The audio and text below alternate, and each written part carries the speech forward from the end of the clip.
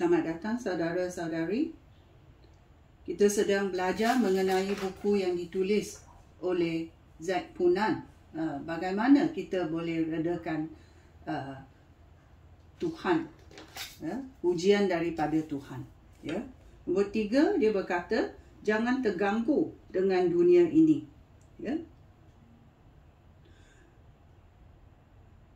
Dunia ini banyak masalah. Kerana dunia ini telah jatuh dalam apa yang berlaku pada permulaannya, kerana Adam dan Hawa berdosa, dan dunia menjadi jatuh kerana kedosaan itu, dan Tuhan berkata, mengajar kita supaya kita mesti menjaga. Kita mesti fokus. Apakah fokus kita? Dalam Lukas babak 21 ayat 34 sampai 36 berkata, dia tajuk perlu berjaga-jaga. Berjaga-jagalah. Janganlah kamu asyik berpesta dan minum minuman keras atau khawatir akan kehidupan kamu, sehingga kamu tidak bersedia apabila hari itu datang tiba-tiba. Hari itu akan datang seperti perangkap bagi semua orang di bumi ini, di dunia inilah. Jagalah dan berdoalah sentiasa supaya kamu mempunyai kekuatan untuk mengatasi semua perkara yang akan berlaku.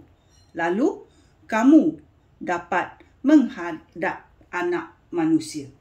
Bila kita menghadap manusia? Bila kita matilah. Kerana Tuhan akan menghakimi kita. Oleh itu, dia mengajar kita berjaga-jaga. Berdoalah sentiasa. Dan kita juga tahu, Paulus pun mengajar orang-orang di Korintius. Dalam 1 Korintius babak 7. Ayat 29, dia berkata, saudara-saudara aku, maksud aku begini, kita tidak mempunyai banyak masa. Mulai sekarang, setiap lelaki yang beristeri hendaklah hidup seolah-olah dia tidak beristeri. Orang yang menangis hendaklah hidup seolah-olah dia tidak berduka cita. Orang yang tertawa hendaklah hidup seolah-olah tidak bergembira. Orang yang membeli barang hendaklah bersikap seolah-olah tidak memiliki barang yang dibelinya. Orang yang berurusan dengan hal-hal dunia hendaklah hidup seolah-olah tidak sibuk dengan hal-hal itu. Kamu harus berbuat demikian. Kerana dunia dalam keadaan yang sekarang akan segera lenyap. Aku mahu kamu bebas daripada kekhawatiran dunia ini.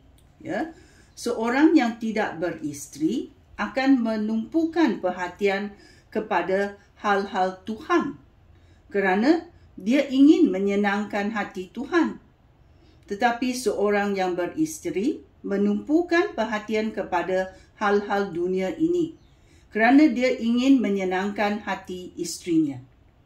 Akibatnya, hatinya berbelah bahagi.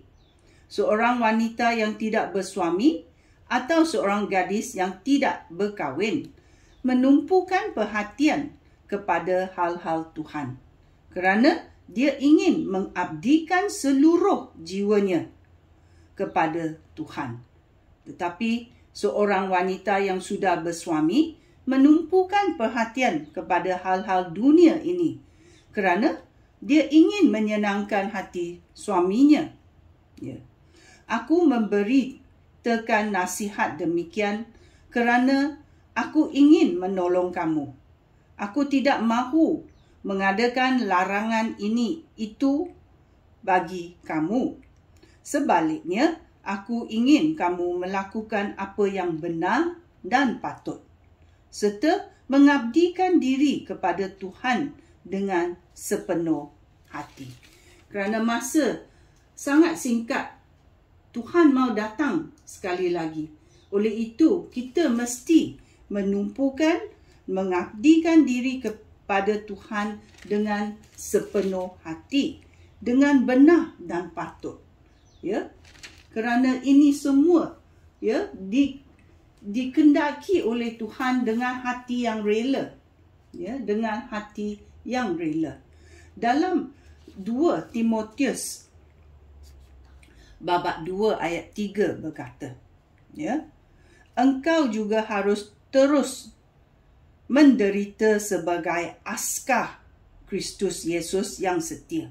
Ya, kalau kamu mengikut Yesus Kristus, kamu tahu bahawa dia mengalami penderitaan. Dia mengalami penderitaan untuk siapa? Untuk kebaikan kamu. Untuk kamu boleh hidup. Ya. Oleh itu Tuhan tahu, ya, penderitaan akan datang. Adakah kamu lari daripada penderitaan atau kamu datang lebih dekat dengan Tuhan? Ya. Ini adalah satu benda yang kita mesti ingat, ya.